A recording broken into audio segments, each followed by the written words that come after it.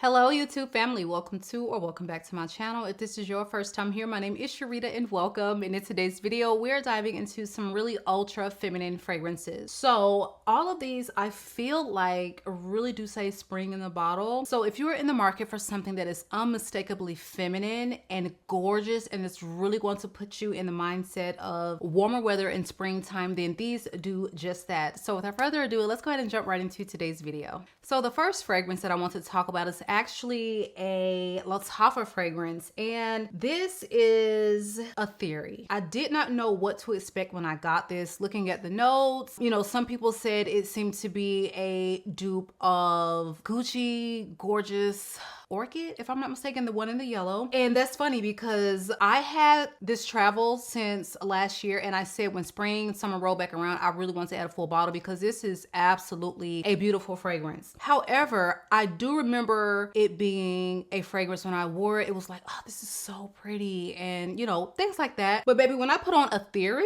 it was like, hold the phone. This is definitely giving this, okay? But this is so much better, and let me tell you why. This one is going to give you much more of a fresher, I'm on the beach type of vanilla. It really is giving you a vanilla orchid. This one has all of the same vibes, you know, fruity slightly. You get that beautiful vanilla orchid, but this also has an extra dose of just vanilla. Like, this is so beautiful and sweet, a little intoxicating, and it is very addictive. Whereas I feel like when I put this on, I don't wear this and feel like, okay, this is an addictive floral vanilla scent. This is going to wear a lot louder, okay? And this is going to wear a little sweeter, and it definitely will give you that vanilla fix or find that some people may have been looking for in this fragrance. And now that I have this, I will not be purchasing a full bottle of this. It's so funny because I literally added this full bottle to my Joma shop cart probably a couple weeks ago. But this is absolutely a stunner. And if you are looking for a gorgeous, sophisticated floral fragrance that has a beautiful sweet vanilla component to it, not overly sweet, not gourmand, but definitely vanilla, then this is absolutely beautiful. So ATHEERI has notes of passion flower, dewdrop, orchid, jasmine, amberwood, and vanilla. I mean, I'm reading off notes that are a little bit richer, and it really does speak to the way this one comes across versus the original Flora, Gucci Flora Gorgeous Orchid. This is just, I mean, this is probably going to be one of my top LATTAFAs just because when I wear this, I truly enjoy the wear experience of it. And it is so beautiful, feminine, flirty, just ultra girly, and very much so spring in a bottle. Now, it's not honeyed, okay? So don't think that. Think this,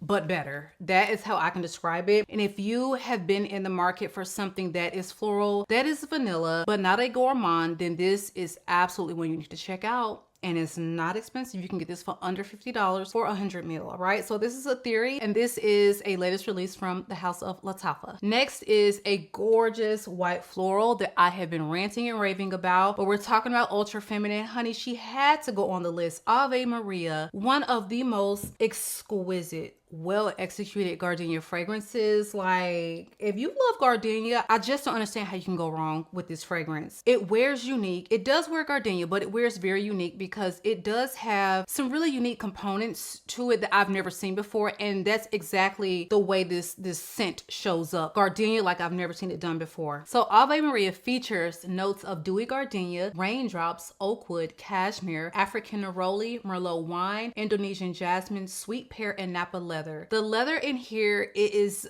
very, very subtle to the point where you're almost not going to pick up on it. So do not fear trying this fragrance if you are not a fan of leather, because I'm not really truly a leather fan. But this, just the blend, that is where the magic of this fragrance is. It's just blended to perfection. The most, like, you literally get the rain, the dew. Like, you smell this and you're literally envisioning these very early morning dewdrop, you know, topped gardenia petals. Like, it's so misty outside and you're just taking in all the beautiful scents of morning gardenia with dew, okay? And it's almost like this is bright and it is sensual all at the same time. It really will transport you on this beautiful trip where you are just surrounded by, you know, beautiful scenery and florals on both sides, you know, of your viewpoint, and you just have all of the luxuries in life with you on this boat. You're on vacation. I don't know if y'all are in Cannes or you are somewhere off in, I always want to say Lake Como. That is the vibe that I get from this. If I could just put you in the mindset of, it is so exquisite. And if you're looking for a really elevated white floral fragrance that does not smell like a designer white floral, okay, next level, then Ave Maria is just that. Very pricey, but in my opinion, this is a niche fragrance that is completely worth the price point. Completely. They do have the smaller sizes, and I think they will be getting the really tiny like travels in soon. So just keep your eyes peeled. But this is one I highly recommend from the House of Beau. Again, Ave Maria. Next is going to be from the House of NAVITUS Parfums. This is Rey Rouge, and this is my latest collaboration with the House of NAVITUS. This is easy, breezy, fruity floral, musky, gorgeous, cherry strawberry coconut fragrance. That's how I can describe it. And there is definitely a freshness underneath it. It's only slightly sweet. So if you are fearing that I'm going to give you another gourmand, it's not, okay? It's not. This really is about strawberry, cherry, coconut with just a hint of vanilla, lots of beautiful, fluffy, feminine musks. That is how the scent comes across to me. Some people say that it smells a little addictive to them, which is always good to hear. And overall, people just really do seem to be enjoying this one. Even though some people have a problem with cherry, people have not been saying, okay, this cherry is coming off crazy, medicinal. I haven't really heard that. So I feel like maybe if you're not the biggest fan of cherry, still get your nose on it. But I am truly happy with the way this fragrance came out. It's from the nose of Christian Provenzano. So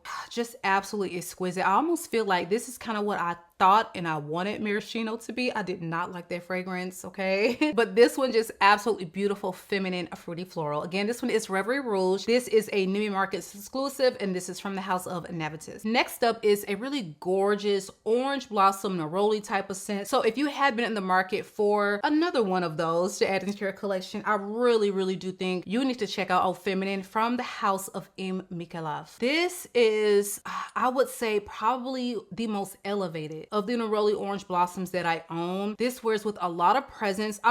Some people describe it as beast mode. I would consider it beast mode. Some people think that is more along the side of maybe a little bit above moderate, but this on me wears a little beastly. I mean, I do live in a warmer climate. I don't know if that has anything to do with it, but this really projects off my skin, off my clothes. And I just think that there is something really special about the way they had to execute it. This one, it is slightly sweet from the vanilla, but it's not going to be one of those super syrupy, sweet, gourmand, love don't be shy type of nerolis. This really is about letting that the petitgrain, the citruses, and the neroli shine. That is what I get the most from here. And again, just a wonderfully composed fragrance. So Feminine opens with notes of petitgrain, mandarin orange, lemon, pink pepper, and bergamot. You have middle notes of rose, jasmine, and neroli, and you have base notes of orange blossom, vanilla, musk, sandalwood, and patchouli. So I don't get a ton of patchouli, but there is definitely a green quality that you're going to get from the petitgrain. What I do appreciate is that they did not go overboard with the petitgrain. Neroli already has a greenness to it, and then you're adding petitgrain on top of that. So I was a little afraid to even try this one, but it was a love at first sniff. This was gifted to me by the brand, but as you see, since I've gotten it, I have been talking about Feminine because I just think that this is so elevated. It is so beautiful. It's not overly complex or hard to understand for sure, but there's just something about it where I just absolutely love it. And people that have it seem to really put it in the upper echelon of their nerolis, and I wholeheartedly agree. Again, if you are looking for something really exquisite in that neroli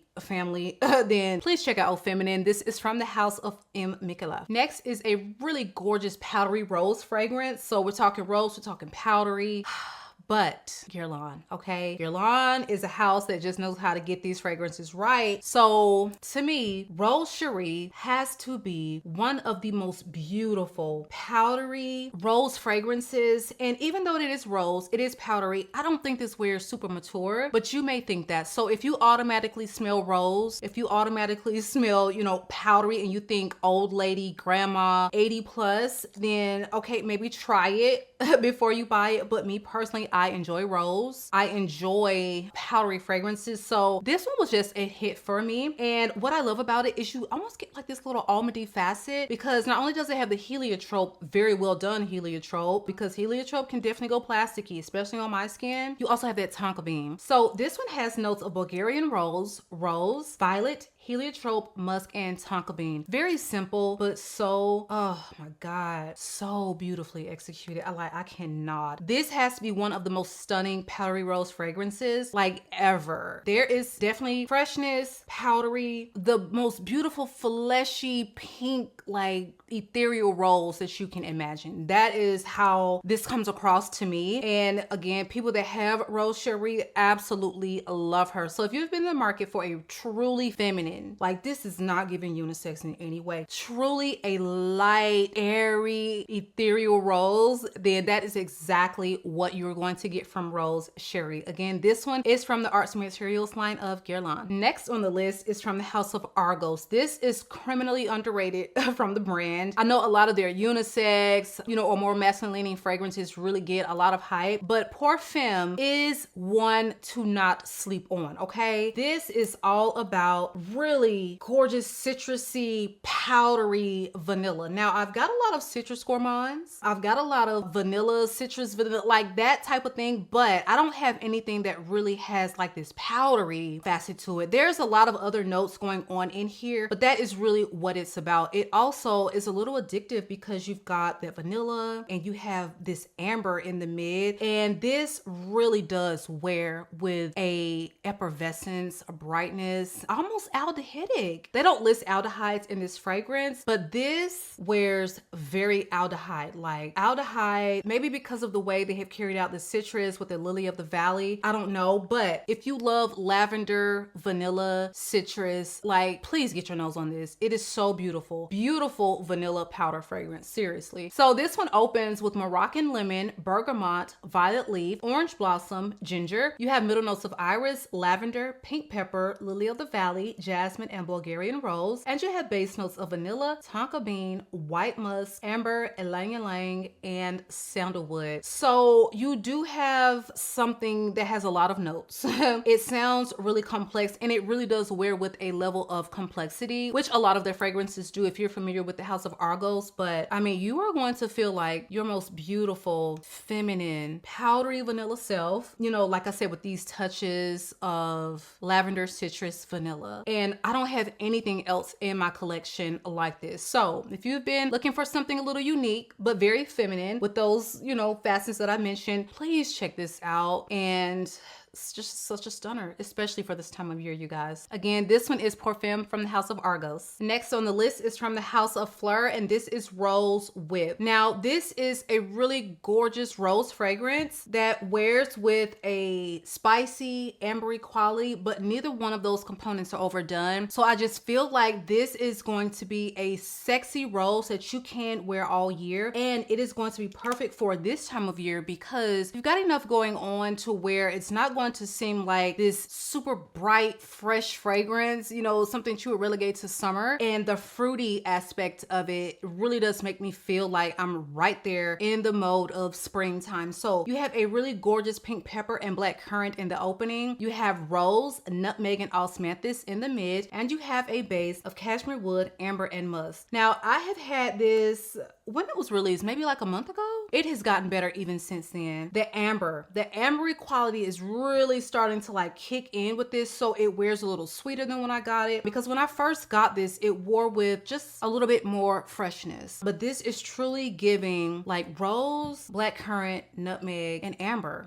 I don't get a ton of that like cashmere vibe, more musk than cashmere, but I just think this is really well done. You're not gonna break the bank, and you're not gonna smell like everything that you smell at the Macy's counter. Is not gonna give you those run-of-the-mill designer vibes. Just really easy to wear rose though, nonetheless. So this is the winner for me. I really couldn't smell or vibe with the Cali. I don't know if I got a bad bottle, y'all. Like it was, I may go ahead and just pick up a travel. I have already gifted away my bottle, but so many people seem to love it. I'm like, am I just missing something? Because I could not really smell it on me. But this one, love it. All right, so if you're looking for a fabulous spicy rose, but not overly spicy, just a hint of spice, then I think you would enjoy Rose Whip. Feminine, classy, easy breezy, but sensual. All right, so that is it for me, you guys. Please drop me a line below and let me know some of your favorite ultra feminine fragrances that you are pulling for in spring. So these are some of mine. Love them all. Highly recommend you get your nose on any that you have not tried. And do not forget, the girl Rey Rouge is available at Neiman's. It has been real. I love you all, YouTube. Make sure you are subscribed, and I will catch you guys on the next one.